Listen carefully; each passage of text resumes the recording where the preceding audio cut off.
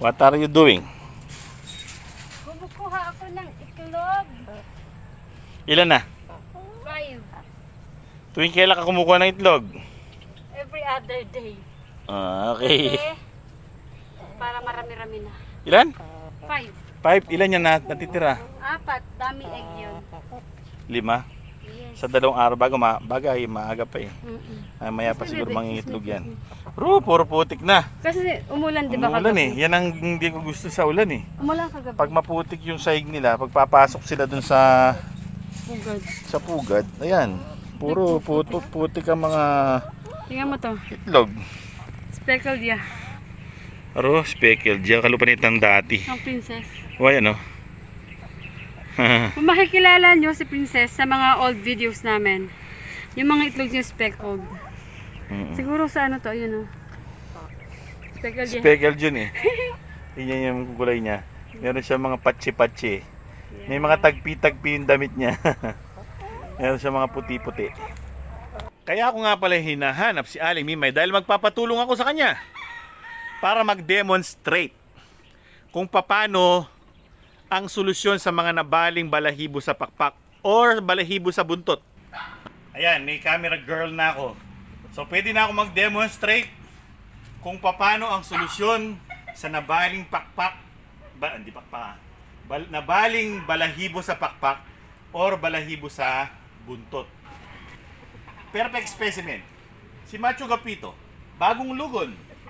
Napakaganda ng mga perfect. Di ba?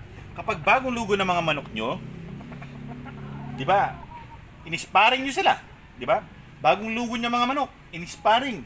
Hindi maiwasan minsan may nababaling balahibo sa pakpak or sa buntot. Imbis na flawless ang inyong mga manok, meron kang makikitang bali. So parang nakakainis tignan, di ba? Masakit sa mata. Oo, parang sayang.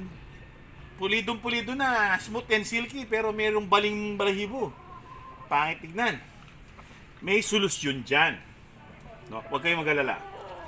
Eto, ngayon si Macho Gapito, bagong lugon. No? Pangit naman siguro kung may makikita mong may baling balahibo sa buntot. No? Halika nga muna rito. Alam mo, Macho Gapito, kahit ilan lang yung balahibo mo, no?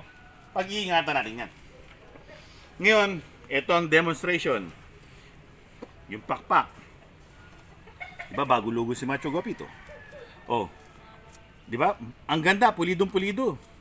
Tapos may isang mababali ngayon. Ha? Ang pangit. Diba? Napakapangit yung... Ay, tingnan mo. Ay, nakakainis naman. Bagong lugo yung manok ko. Nabali yung pakpak. Diba? Napakadali ang solusyon dyan. O, babali pa natin isa pa. O, isa pa. Para talagang tsaka. O, di ba? Anong mapipil mo kung inisparing mo yung manok mo? Pagkatapos ng sparring, ganyan ng isang balahibo, pero nakakainis. Nakakainis. Ngayon, napakadaling solusyon. Ang solusyon ay mag-init ng tubig. Hindi yan pang balahipang. Hindi natin naano yung si Macho Gapito, ha? Babalian. Oh, hindi natin babalian. Yung pakpak niyang ito, ang bubuhusan natin ng mainit na tubig. Okay. Ganito lang yan. Ikaw magbuhos. Ha? Karimira girl ka na, taga-buhos ka pa. Wait lang, mapali. Diyos mio, barbaridad. Oh, yan. Ito na ang bubuhusan mo, ha? Sige. Sige. Sige. Sige. Yun. Sige. Sige pa. Sige, oo. Uunat ngayon yan. Okay na. Oo. Ulit. Isa pa. Iunat natin ng konti, tapos buhusan. Sige, buhusan mo. Yun, sige, buhusan mo. Sige. Hindi ko man nakikita, Ken. Oh. Sige, mag-a-adjust ako para sa'yo. Okay. Baka kamay ko mabuhusan. Wapen. Oh.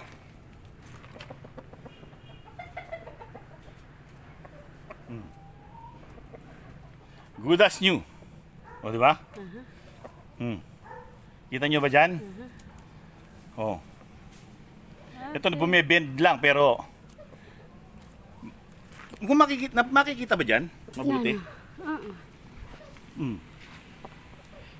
Yung pinagbalian, no? Umunat.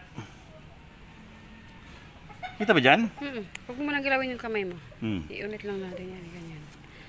Yan. Umulat na siya talaga. O yan, ididikit lang natin. Pag may napunit, idikit mo lang na gano'n. Oh.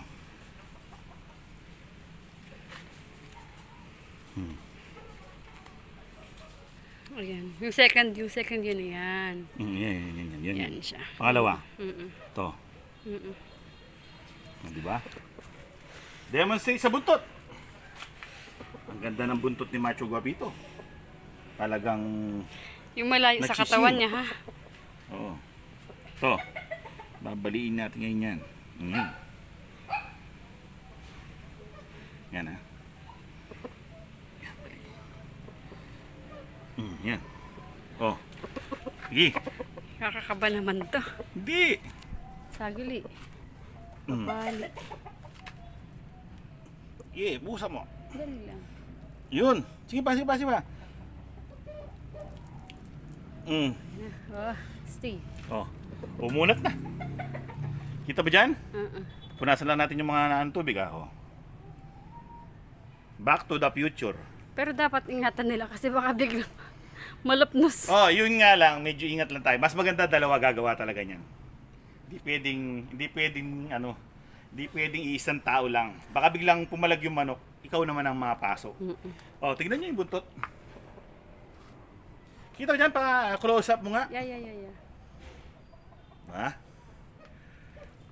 Galing no? At huwag papagawa yan sa mga misis na mainit ang ulo. Baka sa'yo, Hindi, baka biglang balahibuan na lahat tapos yun ang ulam mo. hindi kasi, ang mga ganitong mga paraan ay ginagawa lang, pinapagawa lang sa misis. Kung yung misis nyo ay mahilig din sa mga alaga. Pero kung visit siya sa mga alaga dahil yung mister mas nag-i-spend pa ng panahon sa alaga kaysa sa kanya, wag na wag nyung gagawin yun. Baka yung mga manok nyo Yun ang ulam. yun ang uulamin nyo. Hindi lang mauunat yung balahibo, matatanggal. Ay, si Macho Guapito, balik sa dating pormahan. Ang balahibo sa pakpak na kanina, binali natin. Buntot na binali natin. Kitang-kita nyo sa camera. Yes. At ang solusyon, hot water lang ang katapat. Ha? O, diba? O, balik ka na sa dati mo, sa trono mo. Para maintindihan yung mabuti. Kasi malikot yung manok eh. Ngayon, ito yung pinaglugunan. O, babaliin natin ngayon.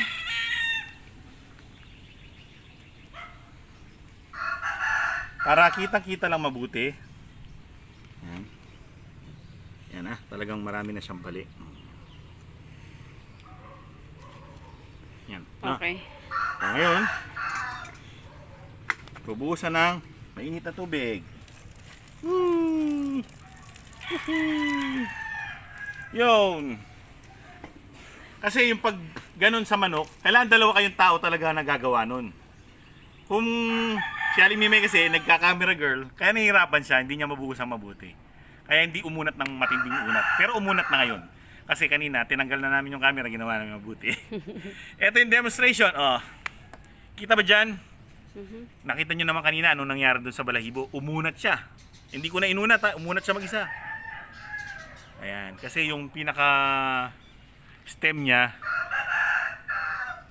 parang PVC, no? Umuunat. Ayan. Yan lang ang solusyon sa mga nabaling pakpak at buntot. Di ba? Ngayon, para mas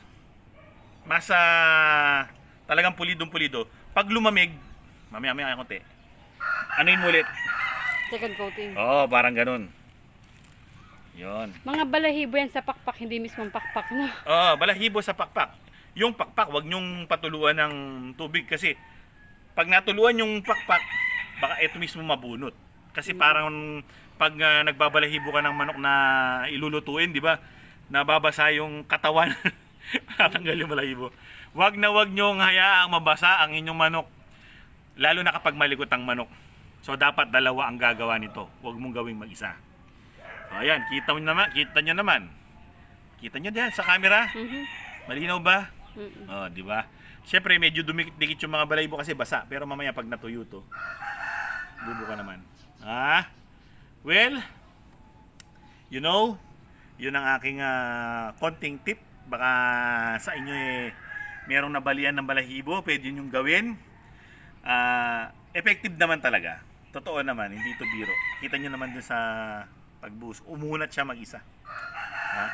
Hanggang sa susunod na episode. Maraming salamat sa inyong panonood. Paalam! Paalam! Galing ano. Gawin mo ng ballpen yan. Pluma. Unang panahon, di ba?